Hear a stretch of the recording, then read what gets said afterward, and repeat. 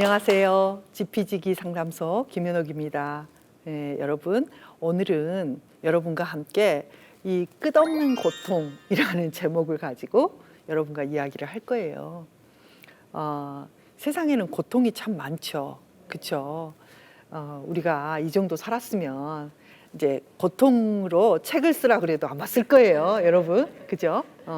그런데 여기서 말하는 고통은 실은 이제 저희 심리 상담을 전공한 사람들이 볼 때는 고통이 굉장히 많지만 이게 고통의 끝판왕이다. 다른 고통보다도 이 고통이 가장 힘들다라고 말하는 부분이 있어요. 왜냐하면 실은 이 완벽주의, 강박적인 성격의 사람들만큼 자기 스스로를 자기 안에 가두고 자기 스스로를 계속 찌르는 성격이 없기 때문이에요. 다른 성격들도 다 자기 자신을 향해서 뭔가를 하는 건 맞아요. 그런데 무엇보다도 완벽주의들은 이 강박성들 어떻게 하냐면 늘 자기를 채점을 매기고 낙제를 주고 더 정확하게, 더 열심히, 더 꼼꼼하게, 더 실수하지 않고 라는 측면에 자신을 계속 압박을 하는 사람들이에요. 그래서 이 사람들이 이제 감옥이 있는데 어떤 감옥이 있냐면은 이제 이런 예를 한번 들어볼게요. 이 사람이 어떤 감옥에 있는지를 여러분이 한번 맞춰보세요. 저는 직장 상사 때문에 너무 힘듭니다. 이 직장 상사를 한번 생각해 보세요. 이직하고 처음 상사를 만났을 때는 똑 부러지고 무슨 일이든지 잘 해내는 상사가 멋있어 보였습니다. 그런데 바로 옆자리에서 같이 일하는데 숨이 막힙니다. 보고서나 기획서를 작성할 때는 엄청 몰입해서 일하는데 그때 신경을 쓰는 거나 예민함이 막 옆에서 막 덮쳐. 그 예민함과 긴장이 막 덮쳐. 여러분 그럴 때 있죠? 어떤 사람 옆에 있으면 막 이렇게 긴장이 되고 뭔가 나는 원래 그렇게 조심하는 사람은 아닌데 막 긴장이 되면서 막 조심이 되고 긴장이 된단 말이에요. 그런 사람인 거예요. 너무 집중을 하니까 말을 걸 수가 없고 그 다음에 이제 보고서를 올리면 글자 하나, 폰트 하나, 맞춤법까지 하나하나 따진다.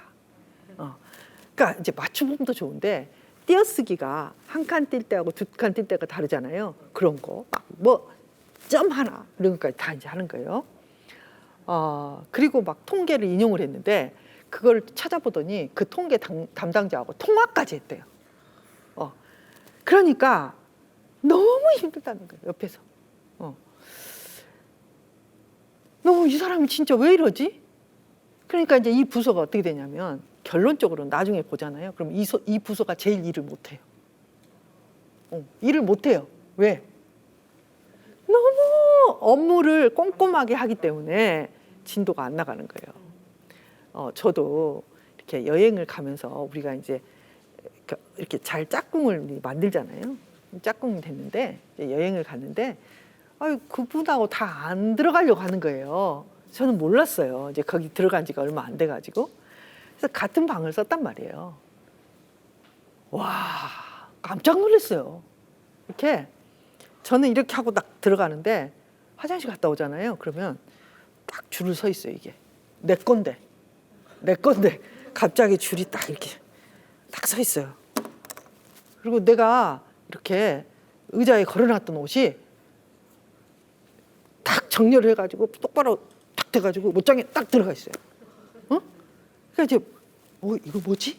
이제 벌써 긴장이 시작되는 거예요. 그리고 또 이제 뭐 화장실 쓸 때도 그 사람이 쓰고 나면 뭐 어떻게 하는지 모르겠어요. 어떻게 하는지 모르겠는데 물이 한 방울도 안 튀겨요. 그러니까 이제 나는 어떻게 해야 돼요? 나도 물을 한 방울도 튀기면 안 되는 거야. 그분이 나에게 말하지 않지만 알아서 이제 기기 시작한. 그러니까 이제 그 방에 앉아 있는 것 자체가 숨이 막혀요. 숨만 쉬어야 돼. 숨도 크게 쉬면 안 돼요. 이렇게 쉬는 거예요. 그분하고 한 이틀을 같이 있었는데요. 쉴 수가 없어요, 마음이. 자, 지금까지 설명한 사람은 이런 사람인 거죠. 내가 옳은가? 그른가? 혹시 틀리지 않았을까? 틀리면 어떡하지? 갇혀 있는 거예요. 그러니까 늘 무엇을 하든지 어떤 걸 하든지 틀리면 어떡하지? 맞아야 되는데? 그러면 어떡하지? 옳아야 되는데? 이거예요. 자, 여러분이 이 이야기를 들을 때 그럼 맞는 말 아닌가? 이렇게 생각할 수 있어요. 그죠? 근데 실은 이 세상에는요, 옳고 그른 게 있어요. 그런데 예를 들어서 옳고 그른 것으로 볼 수 없는 것도 많아요. 예를 한번 들어볼까요? 자, 나는 커피를 마시는데 뜨거운 걸 좋아해요? 차가운 걸 좋아해요? 지금은 다 뜨거울까요? 달라요. 어떤 사람은 뜨거운 걸 좋아해요. 어떤 사람은 차가운 걸 좋아해요. 그걸 옳고 그른 걸로 나눌 수 있나요? 나눌 수 없어요. 어떤 사람은 느긋해요. 어떤 사람은 빠릿빠릿해요. 느긋한 건 틀렸어 라고 말할 수 있나요? 아니에요. 실은 수많은 것들이 옳고 그른 것으로 판단할 수 없는 지점들이 너무너무 많아요.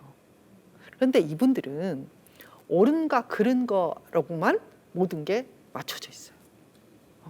틀렸어? 틀리지 않았어. 이런 거예요. 자, 예를 한번 들어봅시다. 축구를 해요. 축구를 하는데 반칙하면 돼요, 안 돼요? 안 되지. 반칙하면 안 되지. 자, 반칙을 안 하는 게 더 중요해요. 골을 넣는 게 중요해요. 맞아요. 그거예요. 박지성 선수가 되게 사람이 좋다고 저는 느껴요. 진짜 뭐 좋은지 어쩐지는 모르겠어요. 저는 좋게 느껴져요. 그런데 박지성 선수가 그 축구 선수로 뛸 때 너무 그 규칙 위반 뭐라 그러지 그걸? 옐로 카드를 많이 받아가지고 출전을 못할 때가 종종 있어요. 근데 박지성 선수가 그렇게 규칙을 위반한 이유가 뭐였을까요?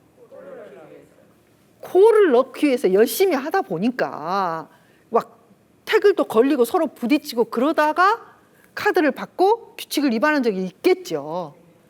규칙을 위반하려고 해서도 안 되고 규칙을 위반하지 않는 게 좋아. 그런데 규칙을 위반하지 않는 게 목표가 되면 어떻게 될까요?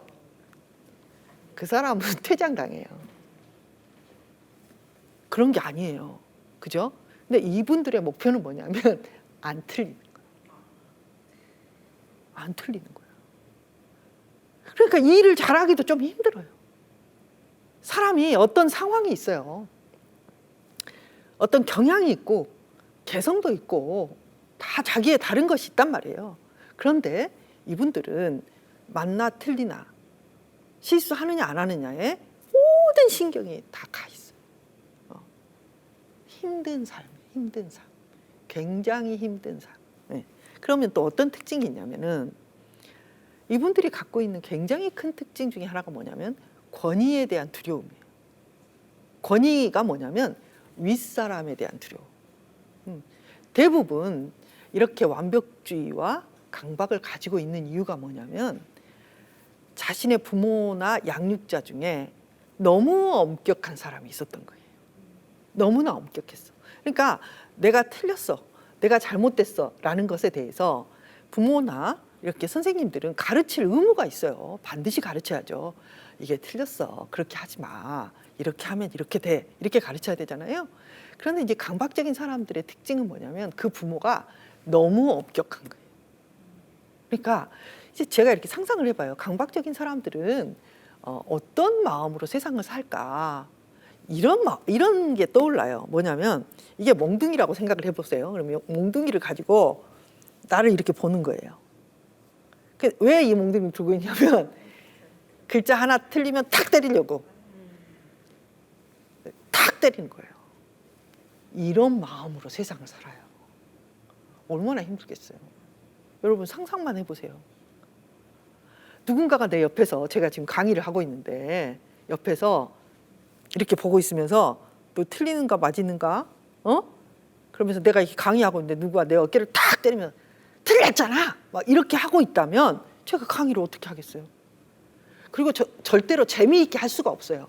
왜냐하면 안 틀려야 된다는데 초점이 맞춰져서 재미가 없어요. 이분들은 이런 마음 속에 자기에게 몽둥이를 들고 있는 누군가가 있는 거예요. 근데 그게 어렸을 때는 부모였을 수 있고 어렸을 때는 선생님일 수 있는데 실은 자기 스스로 자기에게 몽둥이를 때리는 사람인 거예요. 너무 힘들겠죠. 그래서 자신이 잘못됐다는 죄책감. 저번 시간에서 여러분에게 말씀드렸듯이 그때 이렇게 죄책감이 기능적 죄책감을 가지고 있는 사람이 있다 이런 이야기를 했는데 이분들도 그분들의 못지않게 굉장히 심각한 죄책감들을 가지고 있어요. 특별히 삶의 기능적인 부분에 훨씬 더 많이 가지고 있어요. 제가 만났던 분이 한 분이 어떤 걸 하고 있었냐면 안전에 관련된 어떤 이제 점검을 하시는 분이에요. 점검을 하시는 분인데 그게 굉장히 큰 회사고 실은 그분이 되게 강박적인 성격이어서 너무너무 점검을 열심히 하시는 거예요. 그런데 열심히 하시는데 이분이 너무 불안해서 상담에 오신 거예요. 그리고 너무 피곤해. 그래서 이제 이렇게 자세히 살펴봤더니 이분이 다른 사람은 10분에 점검할 거를 30분이 걸려요. 3배죠. 3배. 3배고 또 그 30분 동안 그냥 하는 게 아니라 너무너무 꼼꼼하게 해요. 그러니까 이분에게 두 가지가 굉장히 고통인데 하나는 너무 피로감이 많이 쌓이는 거예요. 그리고 하나는 불안이 없어지지 않는 거예요. 그래서 제가 물었어요. 그러면 당신이 10분 볼 거를 다른 사람이 볼 걸 30분을 보는 그 마음은 어떤 마음이냐? 그래서 둘이 이야기를 해봤어요. 그랬더니 이분의 마음속에 어떤 게 있냐면 절대로 잘못되면 안 돼가 있는 거예요. 절대로 잘못되면 안 돼. 그러니까 이분은요, 놀 시간도 없고 자식들 생각할 시간도 없고 재미있는 시간도 없고 그냥 완전히 거기에 사로잡혀 있는 괴로운 인생인데 그러면은 이게 잘못된 일이 아예 안 생기느냐. 그럼 당신 3배로 했으니까 당신의 목표는 잘못되지 않아야 되니까 뭐 사고라든지 이런 게 없냐 이렇게 물었더니 있대요. 왜냐하면 이렇게 당연히 일어나는 게 있대요. 뭐가 잘못 수치가 내려간다든지 또 뭔가 연결 속에서 뭐 문제가 그건 항상 있다는 거예요. 항상 있대. 3배를 해도 항상 있어.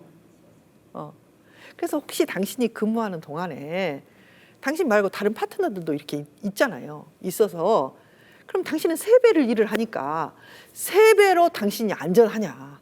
그렇게 무슨 일이 없느냐? 또 그것도 아니래요.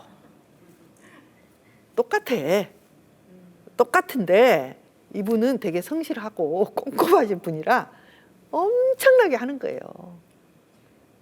그런데 더 괴로운 거는 뭐냐면 비난을 듣는다는 거예요. 어떤 비난을 들을 것 같아요, 여러분?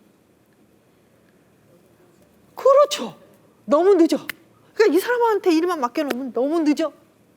그러니까 동료들이 불평이 많아.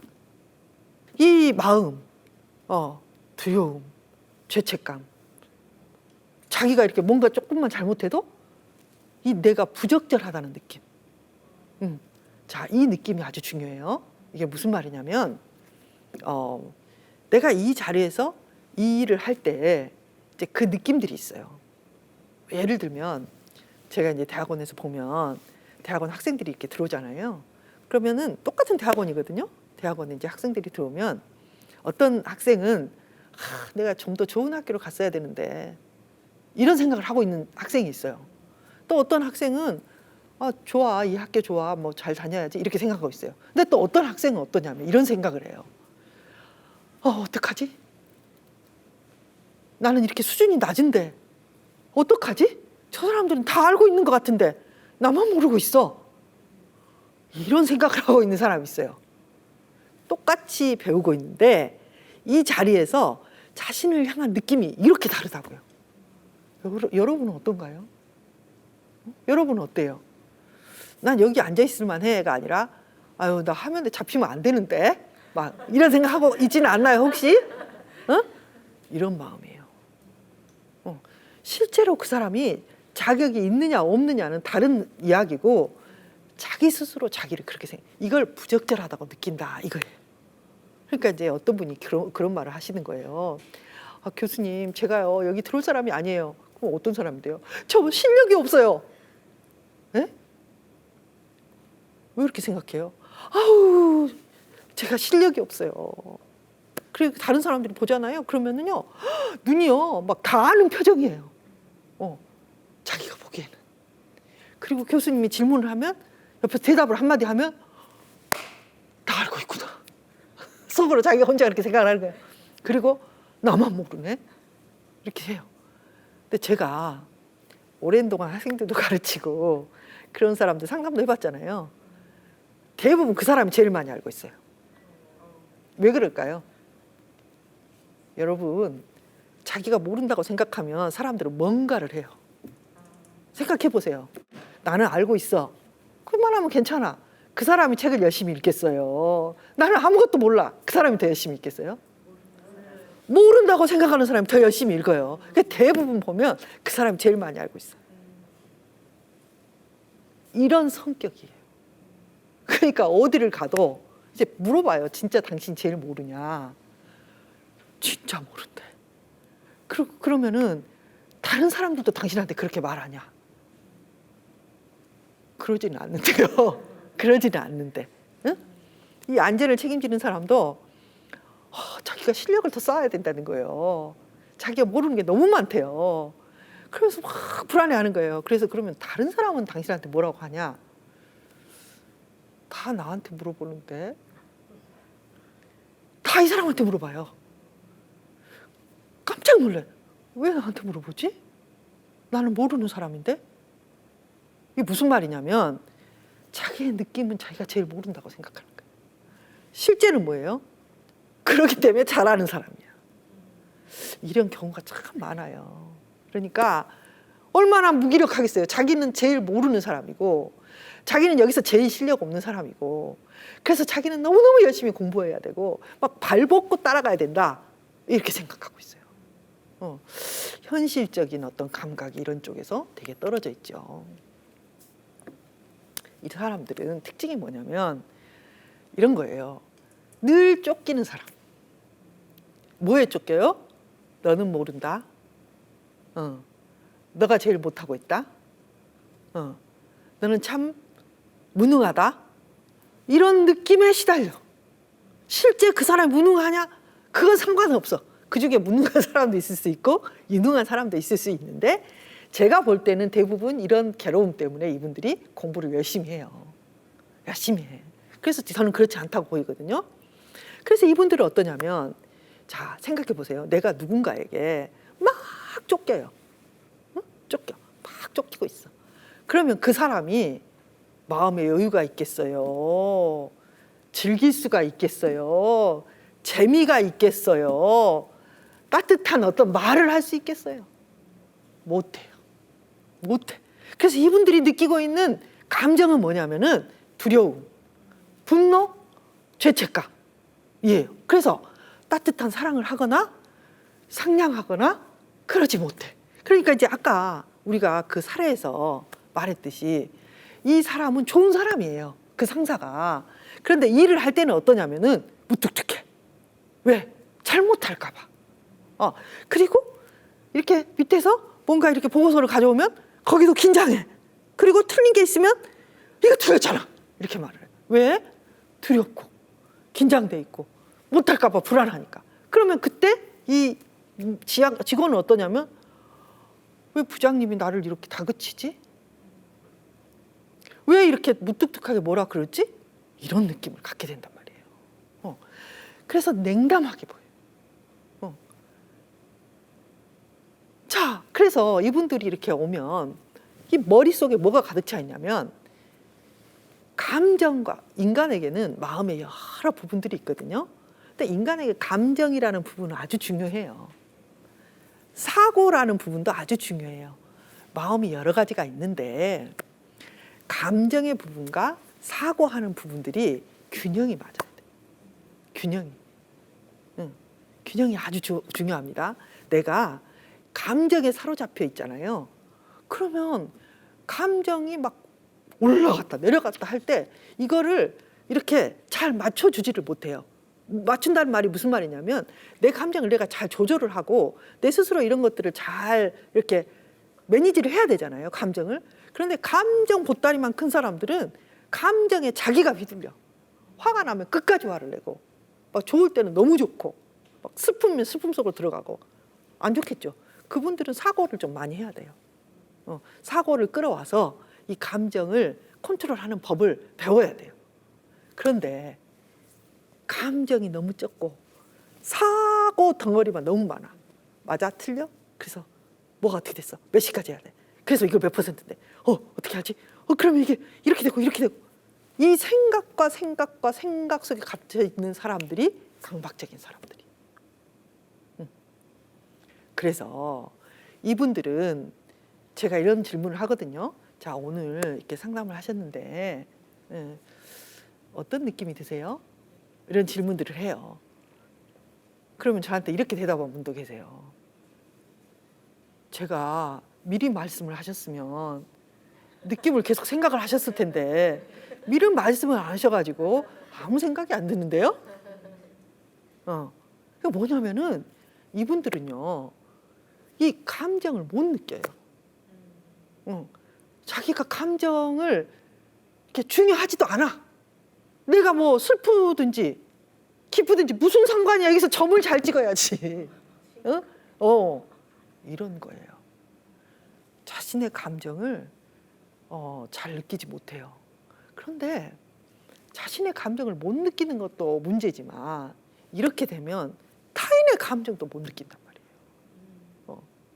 그러면 이제 어떻게 돼요? 소통이 안 돼요. 소통이. 예.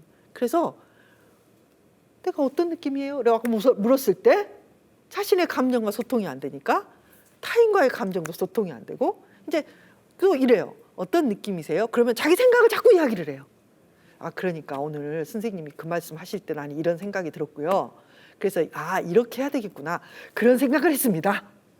그건 느낌이 아니잖아요. 그죠? 그러니까 이 느낌과 내가 떨어져 있을 때 사람들은요, 굉장히 힘들어지거든요.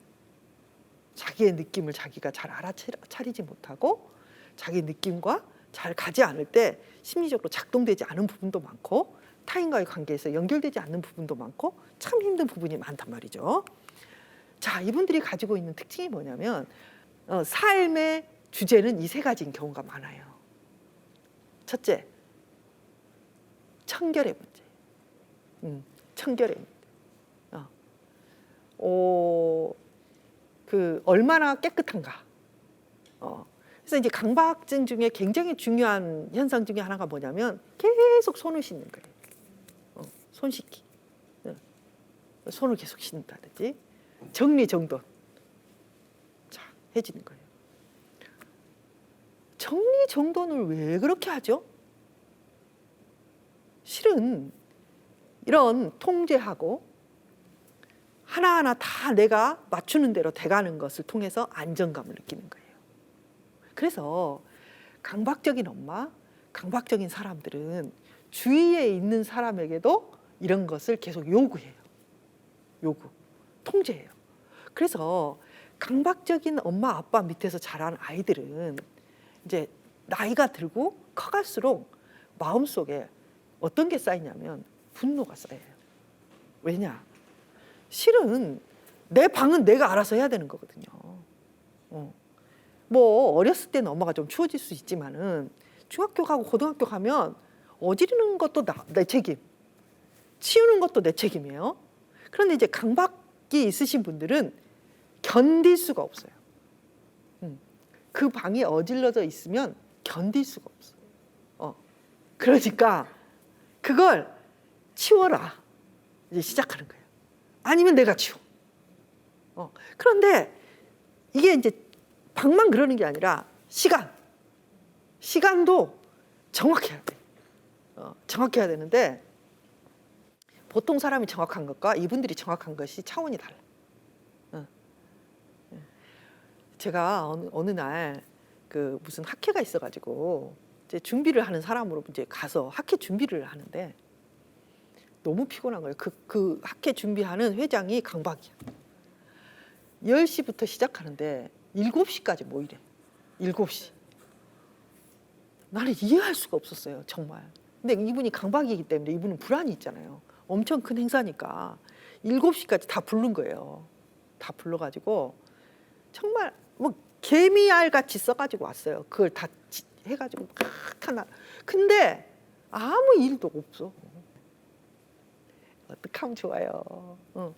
그러니까 이 분들이 같이 있는 사람들이 이 고난에 동참하는 거죠. 그래서 맨날 싸워요. 시간 문제로. 시간 문제로. 맨날 싸워요. 그 다음에 돈 문제예요. 이분들이 특징이 뭐냐면 돈을 엄청 아껴요. 돈을. 이분들은 전략을 하는데 너무 전략을 해요. 숨 막히게 전략을 해요. 이 사람 손에서 10,000원짜리 한 장 나오려면 애들이 정말 뒹굴어야 돼. 근데 또 이 사람들의 인격이 그렇게 막 돈에 그렇게 연연하냐? 그렇지도 않아요. 그런데 이게 훈련이고 자기 패턴이니까. 그래서 이 세 가지로 인해서 늘 갈등이 있어요. 사람들하고. 힘들겠죠. 그죠? 본인도 힘들고 옆에 있는 사람들도 힘들어요.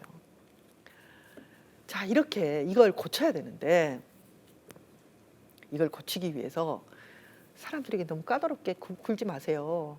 응? 너무 그러지 마세요 라고 해봤자 소용이 없어요. 왜냐하면 우리가 처음 시작할 때부터 그런 이야기 했잖아요.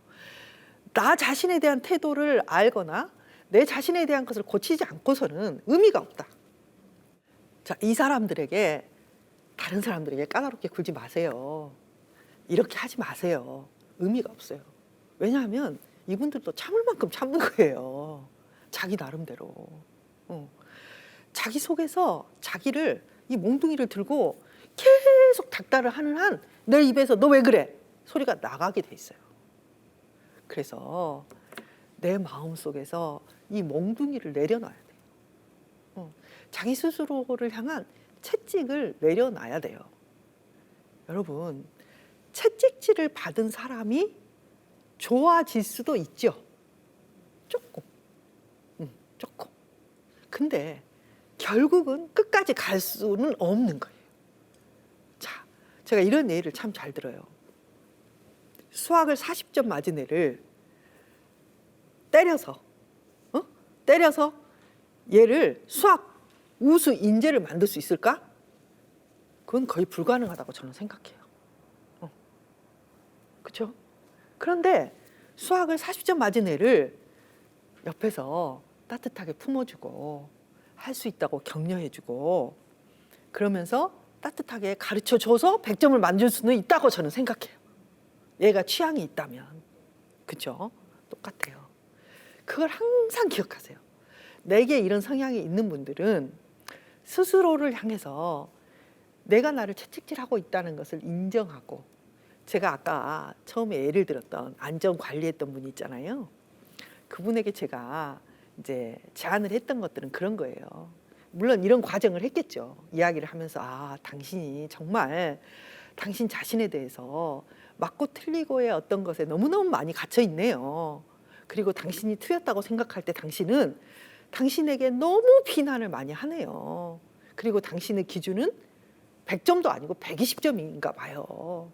이런 것들을 이제 상담을 하면서 계속 가져왔죠. 그래서 이제 우리가 우리 자신 스스로에게 자비로워지는 연습을 합시다. 그래서 이제 우리가 같이 한 게 뭐였냐면, 자동적으로 이분은 자기 비난으로 돌아갈 때 스탑하기. 스탑.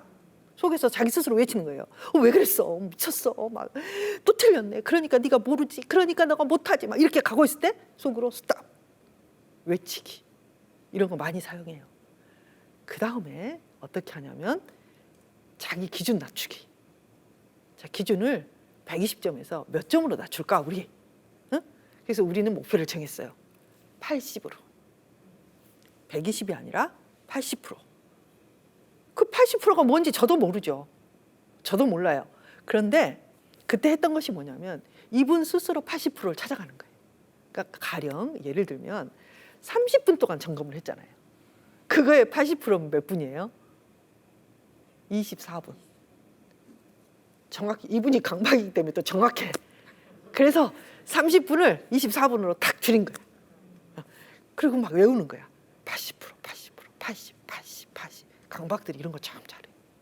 외우면서 자기 스스로 그걸 80으로 낮추려고 계속 그 지점을 가져간 거예요. 점검도 막 10번 하던 거 8번. 막 속으로 혼자 외웠대요. 80, 80을 해야 돼. 나는 80을 해야 돼. 나는 안 돼. 나는 80, 80만 해도 괜찮아. 막 이렇게 막 혼자. 그러면서 이분이 자기 스스로 그 지점을 찾아가고 자기 스스로의 비난을 스탑하고 그 다음에 자기 스스로에게 괜찮아.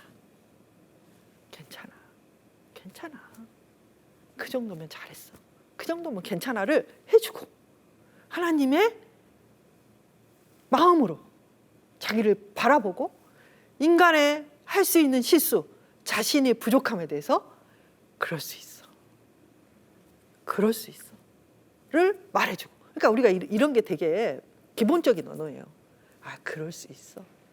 그럴 수 있어. 괜찮아. 응.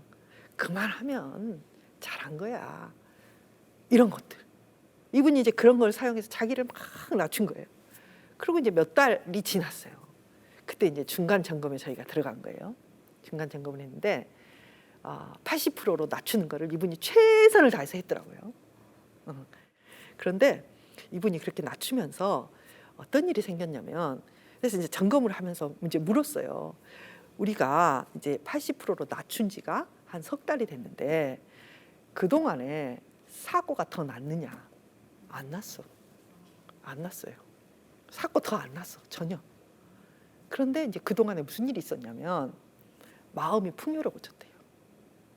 그러니까 마음이 늘 이렇게 쪼여 있었는데 마음이 풍요로워지니까 이제 아내하고 좀 이야기도 하고 애도 좀 보이고 그리고 또 이렇게 자신의 그 동료들하고도 이제 대화도 좀 되고.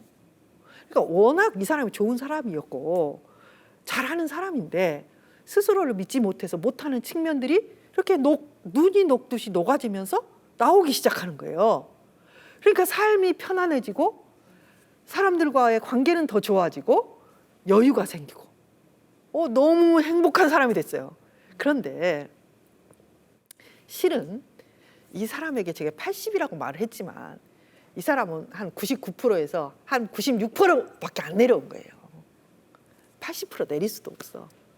그런데 그 조그마한 자신이 조금 자신을 끌어내리고 조금 더 안아주고 수용하는 측면이 생기니까 다른 부분에서 효율이 높아지면서 전체적으로는 모든 부분의 효율이 높아져요. 자, 여러분 이해되죠? 실제로 많은 강박적인 분들을 보면 실은 강박적일 수밖에 없는 이유가 자기 나름대로 있어요. 그런 불안이 있고 어쩌면 자기 자신에 대한 믿음, 나도 괜찮은 사람이고 좀 실수해도 괜찮은 사람이고 뭐 나는 그래도 괜찮은 사람이야 라는 믿음이 그 밑에 조금 적을 수도 있어요. 그러니까 이런 것들이 깔려 있어서 강박적이 될 수밖에 없었던 거예요. 그러니까 모든 것들을 너는 왜 강박적이 됐어? 너는 왜 편집적이 됐어? 라고 절대로 하면 안 돼요. 그럴 수밖에 없는 이유가 내 안에 존재한다는 거를 아셔야 된다는 거예요. 그러나 그대로 쭉 가면 너무 힘들어. 나도 불행하고 내 주위에 있는 사람도 불행하고. 그렇죠? 그래서 이런 것들을 고쳐야 돼요. 자, 여기서 또 하나 조금 보충을 하자면 이 강박적인 사람들이 잘하는 게 뭐냐면 이런 거예요. 뭐냐면 뭐가 잘못되잖아요. 그러면 이거 조금 잘못됐네. 어떡하지? 이렇게 생각을 해야 되는데 망했다.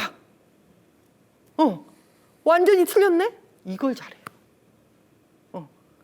자기 스스로 망했다라고 말하는 순간 제가 말씀드렸죠.